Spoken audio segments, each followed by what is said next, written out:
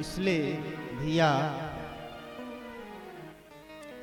श्रोता बनकर के जो कथा सुनता है, कथा की कृपा, भगवान की कृपा विशेष उसको प्राप्त होती। फिर कथा में आकर के तो चाहे जैसे भी बैठ जाओ।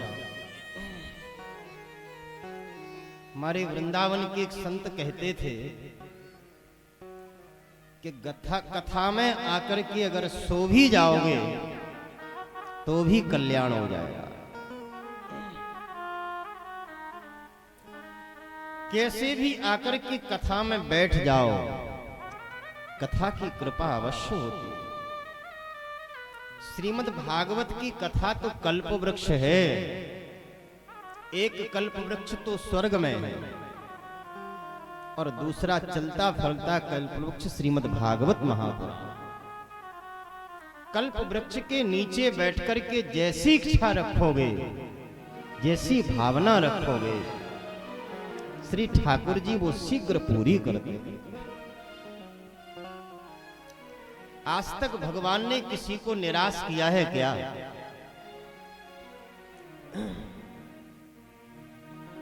जब कबीरदास, रैदास जैसे सदन कसाई जैसे भक्तों के ऊपर ठाकुर जी कृपा कर सकते हैं, तो क्या हम उनसे भी गए गुजरे हैं क्या?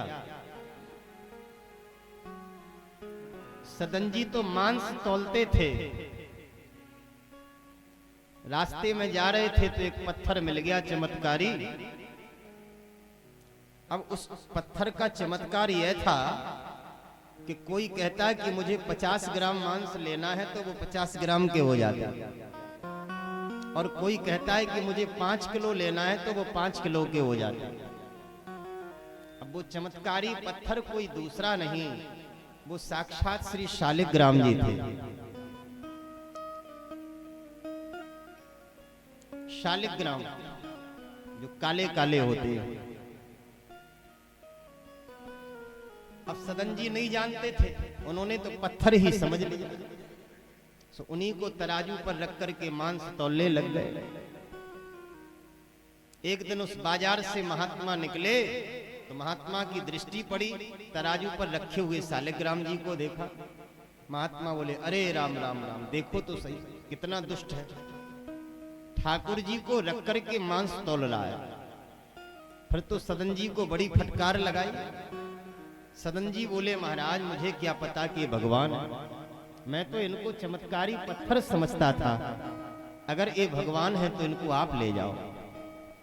महात्मा ले आए शालिग्राम जी को, खूब बढ़िया से पंचामृत से स्नान कराया, षोडश विधि जो पूजन की है वो सब कराई। यहां पूरी रात्रि सदन जी रोते रहे। मांस बेचने का काम तो करते थे क्योंकि परंपरा से हो रहा है, लेकिन कभी उन्होंने किसी की हिंसा नहीं की, ये विशेषता था। बड़े बड़े बाजारों से मांस लाते थे और उसी को बेचते थे, तो परंपरा का निर्वाह कर रहे थे। पूरी रात रोते रहे, हाय हाय देखो तो सही, मुझसे कितनी बड़ी भूल हो गई, हम अपने प्राण प्रियतम को पहचान नहीं पाए, उनको तराजू पर रख कर के मांस तौलते रहे। धिक्कार है मेरे जीवन को, मेरा जीवन समाप्त क्यों नहीं हो जाता, मेरी छाती फट क्यों नहीं जाती। पूरी रात्रि रोते रहे। और यहाँ रात्रि में महात्मा ने ठाकुर जी का बढ़िया पूजन किया, बढ़िया भोग लगाया, ठाकुर जी को शयन करा दिया और महात्मा जी सो गए। जैसी महात्मा सोए तो स्वप्न में भगवान ने आदेश दिया,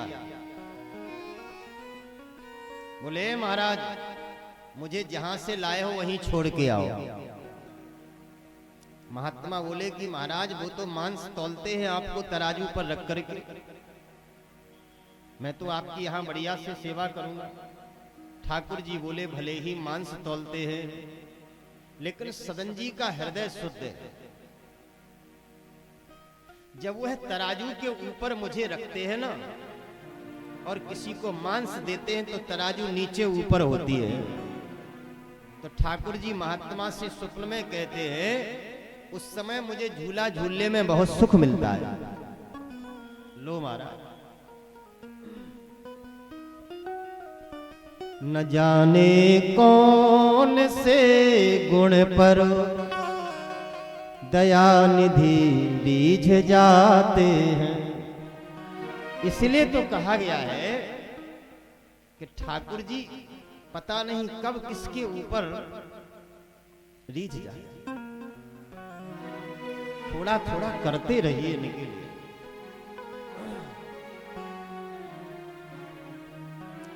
सदन जी ने जब दूसरी दिन देखा कि वह महात्मा ठाकुर जी लेके आ रहे हैं, सदन जी को उन्होंने ठाकुर जी दिया।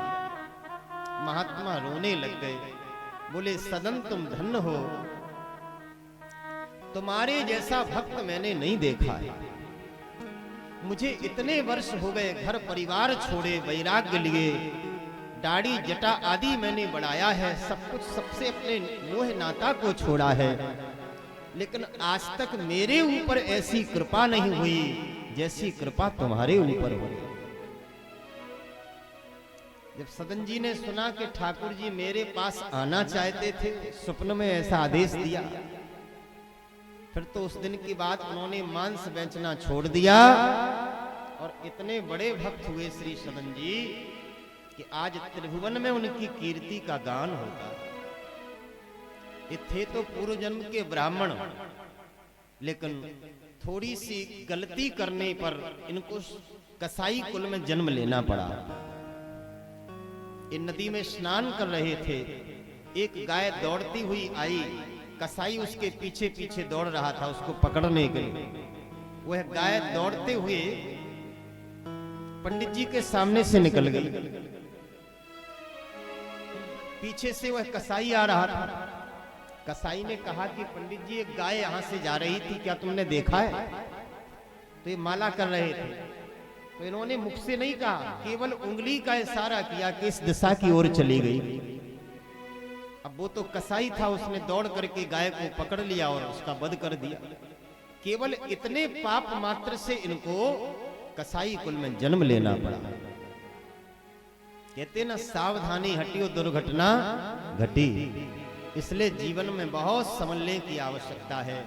आज धुंधकारी का उद्धार हो गया, धुंधकारी भगवान के धाम चला गया। अब तो श्री गोकर्ण जी ने पुनः श्रावण के महीने में कथा कही है।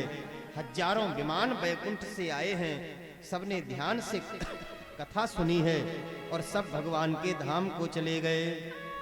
विमाने स्थापितास्ते गोकर्ण कृपया तदा प्रेषिता हरिलोके ते यत्र गच्छन्ति योगिनः।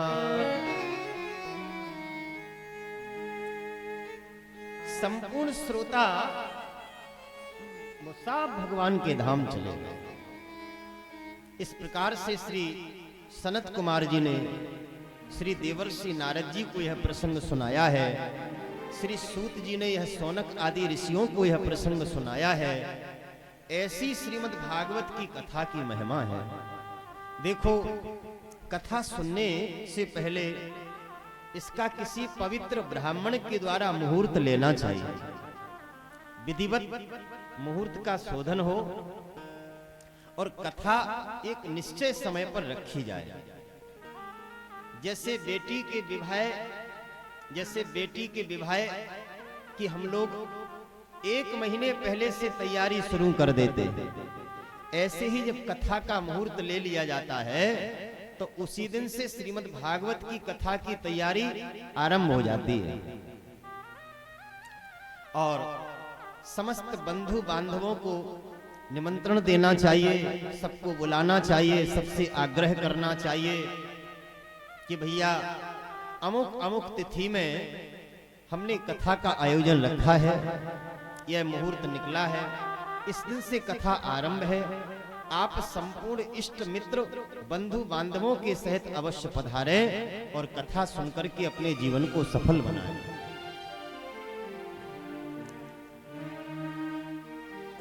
इस प्रकार से यह महात्मा की चर्चा की गई। बोलो श्री वृंदावन बिहारी लाल की जय। गोविंद मेरो है गोपाल मेरो है, गोविंद मेरो है, गोपाल मेरो है। श्री बांके बिहारी नंद लाल मेरो है, श्री बांके बिहारी नंद लाल मेरो है। श्री राधा रमण सरकार मेरो है, श्री राधा रमण सरकार मेरो है। गोविंद मेरो है, गोपाल मेरो है, गोविंद मेरो है, गोपाल मेरो है। गोविंद मेरो है, गोपाल मेरो है, गोविंद मेरो है, गोपाल मेरो है। श्री बांके बिहारी नंदलाल मेरो है। श्री बांके बिहारी नंदलाल मेरो है। गोविंद मेरो है, गोपाल मेरो है। गोविंद मेरो है, गोपाल मेरो है। गोविंद मेरो है, गोपाल मेरो है।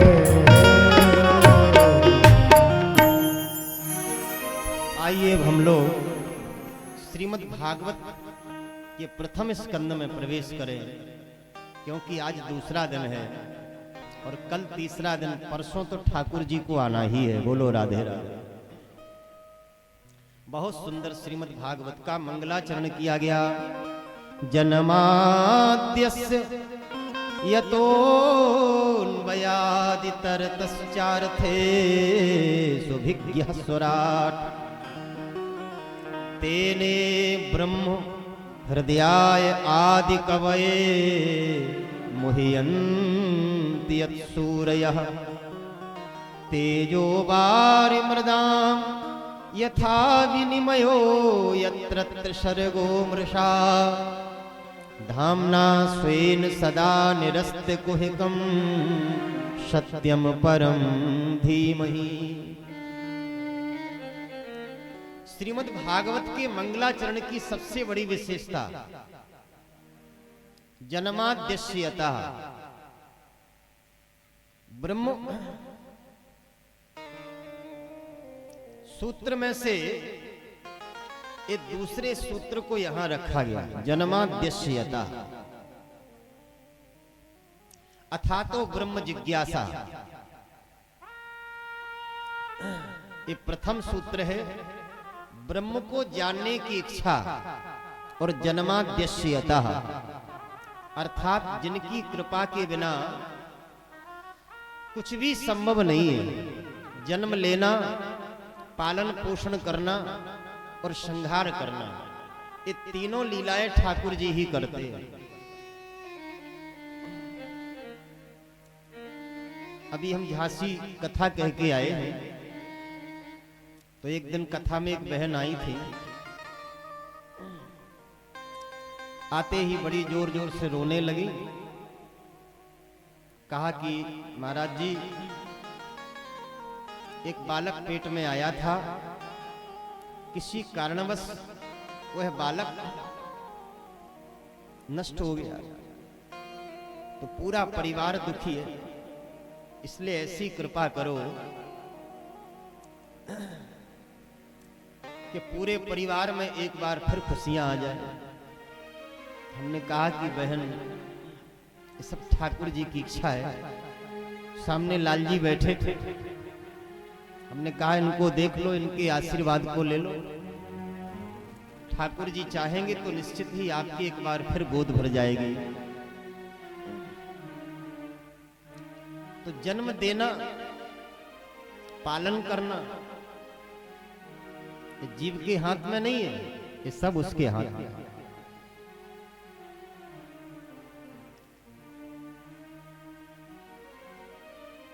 इसलिए सत्यम परम धीमहि, उस परम सत्य को वंदन किया गया जिसका न आदि है, न मध्य है, न अंत है। ऐसे परमात्मा को हम सब मिलकर के वंदन करते हैं।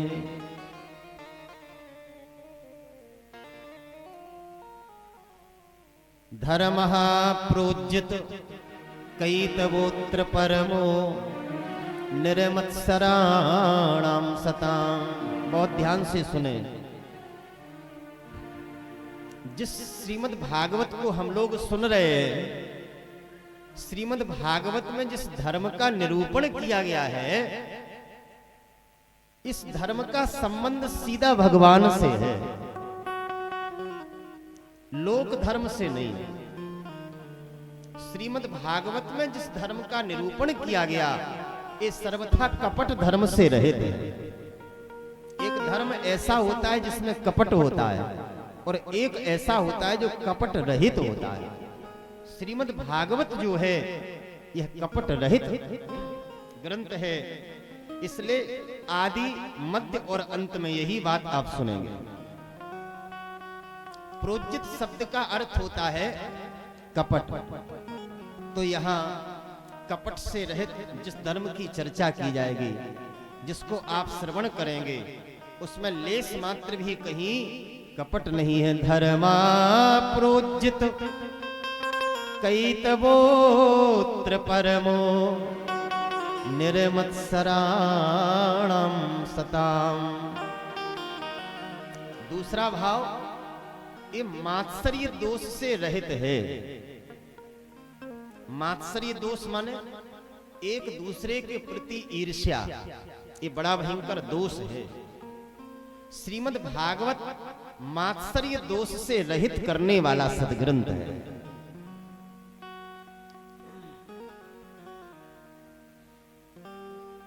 तेने ब्रह्म हृदयाय आदि कवये मुह्यन्ति यत्सूरयः। जिन ब्रह्मा जी को भी वेदों का ज्ञान प्राप्त हुआ, तो भगवान ने अपने संकल्प से उनको वेदों का ज्ञान प्रदान किया है। ऐसे धर्म का इसमें निरूपण किया गया। इसके बाद कहते हैं, भैया ऐसी श्रीमद् भागवत कथा को सुनो। बोलो राधे राधे। बोले कितनी बार सुने? कोई समय निश्चित है क्या कथा में? बोले निगम कल्प तरोर गलितम फलम सुख मुखाद मृत द्रव्य संयुतम पिबत भागवतम रसमालयम मुहुरहो रसिका भुवि भावुकः। अरे रसिको, अरे प्रेमियों, इस भागवत रूपी रस को बारंबार पियो, पीते ही रहो, पीते ही रहो, पीते ही रहो। बोले कितनी बार पिए? बोले मुहु आहा पिबतो, जन्म से लेकर के मृत्यु पर्यंत तक इस रस का पान करते रहना चाहिए। जब तक मौत ना आ जाए महाराज, इस कथा को पीते रहो। बोलो राधे राधे। क्यों महाराज? बोले यह कथा केवल इसी पृथ्वी पर सुलभ है। इसके ऊपर के जो लोक हैं, उन लोकों में भगवान की कथा नहीं है। स्वर्गे सत्य च कैलासे वैकुंठे नास्त्य समरसः। एक कथा स्वर्ग में नहीं है, जनलोक, तपलोक, महरलोक और कहां तक कहें सत्यलोक में भी नहीं है।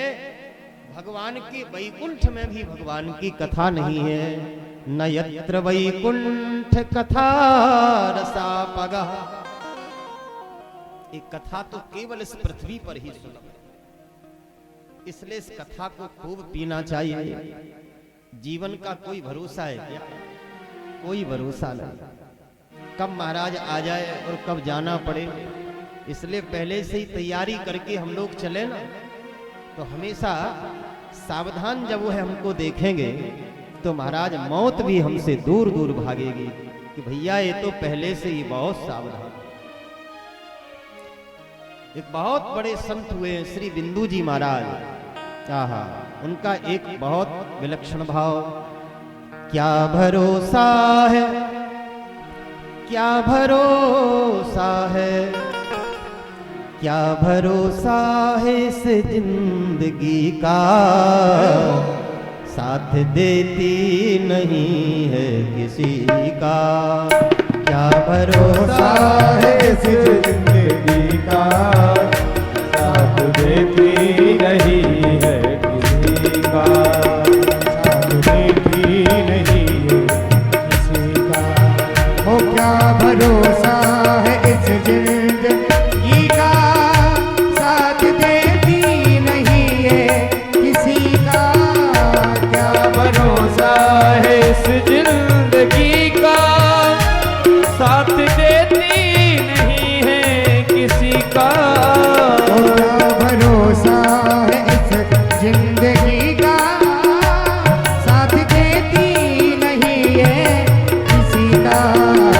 क्या भरोसा है, ओ क्या भरोसा है, क्या भरोसा है इस जिंदगी का, साथ देती नहीं किसी का, साथ देती नहीं है किसी का।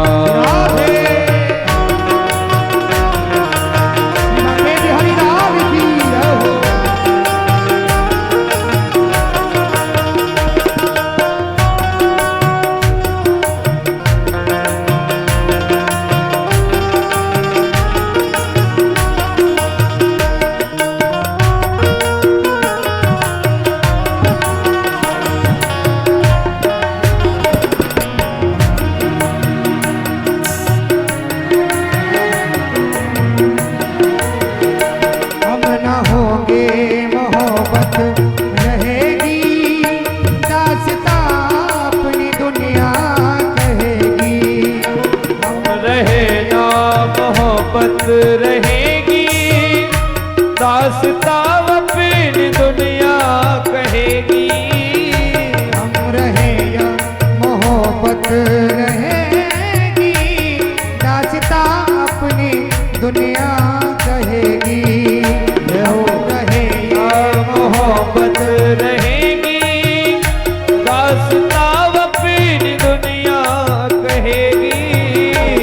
नाम रह जाएगा, नाम रह जाएगा, नाम रह जाएगा आदमी का, साथ देती नहीं किसी का।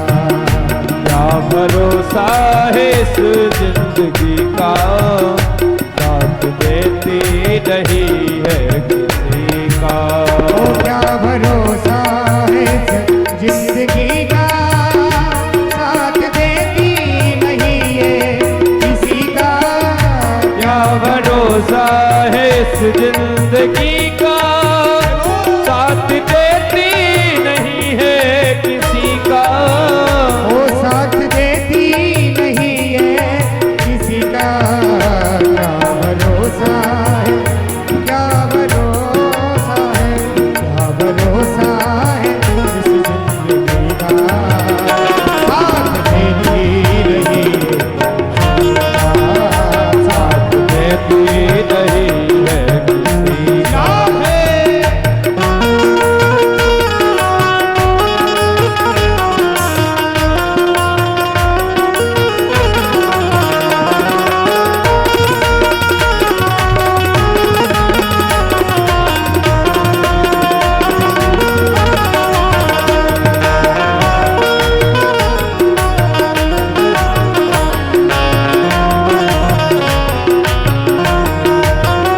दुनिया है एक हकीकत पुरानी, और चलते रहना है इसकी रवानी। दुनिया है ये हकीकत पुरानी, चलते रुक